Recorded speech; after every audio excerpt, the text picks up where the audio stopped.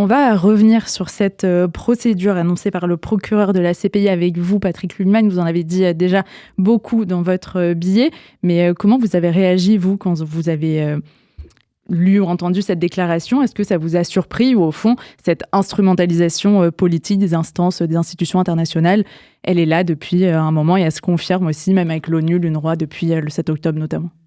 Objectivement, on pouvait craindre ce qui est advenu, mais je pensais qu'Haim Khan, meilleur juriste et plus habile procureur que celui qu'il s'est montré en faisant cette demande simultanée des mêmes mesures à l'encontre des dirigeants du Hamas et de Netanyahou et Gallant. Et ça, c'est une faute morale, mais c'est une hérésie intellectuelle et juridique. Encore une fois, il aurait pu ne pas faire cette analyse au même moment. Par ailleurs, je l'ai dit, il pouvait émettre un mandat contre les dirigeants du Hamas, qui sont quand même les responsables d'une attaque terroriste et d'une organisation terroriste, et demander à comparaître aux dirigeants israéliens. En plus, rassurez-vous, ils n'auraient pas comparu, donc on se serait à peu près retrouvé dans la même situation. Mais au moins, il disait que juridiquement, on ne peut pas confondre les uns ou les autres. Trem Corsia, bonjour et bienvenue. Bonjour. Je suis tellement d'accord avec ce que dit Maître Patrick Lühlmann, parce que moi j'ai eu un grand bonheur, c'est qu'il y a un monsieur qui s'appelle Aymeric Caron a trouvé que ce que j'ai dit hier, qui va dans ce sens, était scandaleux. Et ça prouve que on avait raison, et vous, Maître, et moi, de considérer que il peut pas y avoir une mise en égalité des responsables et des responsables terroristes et d'un pays démocratique qui fait jouer son droit et son devoir de protection de sa population. C'est impensable.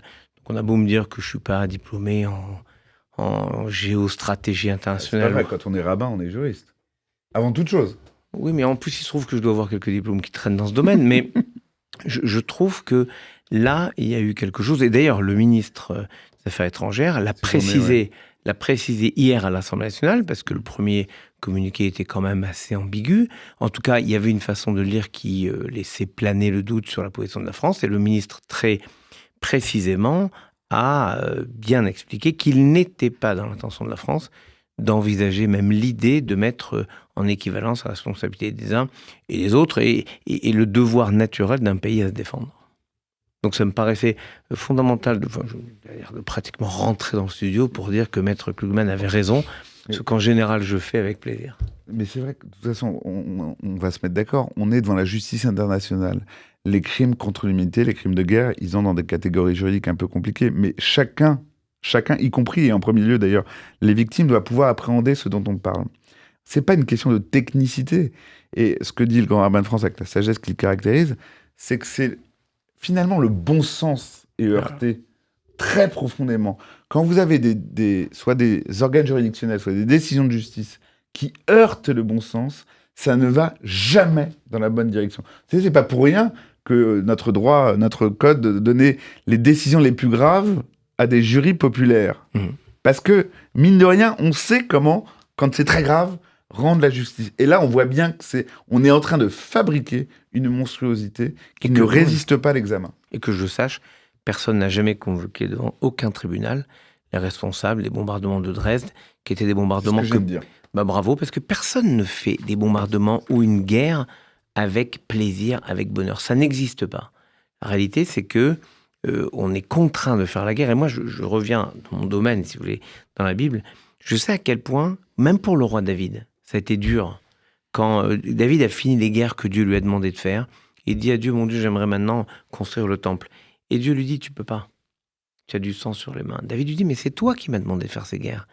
Et Dieu lui dit, oui, c'est moi qui t'ai demandé de le faire. Il fallait le faire pour que le pays d'Israël, le royaume d'Israël soit établi.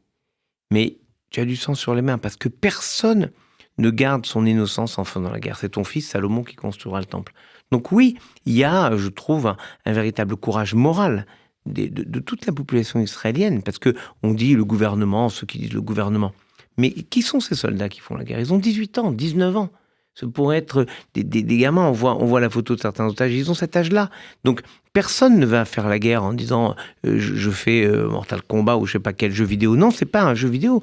C'est toute une génération qui accepte de perdre son innocence pour que le pays entier, et que les Juifs dans le monde, et que toutes les femmes et tous les hommes dans le monde entier qui sont attachés à l'idée de liberté, de démocratie, puissent vivre sereinement avec cette part d'innocence qu'on espère encore conserver.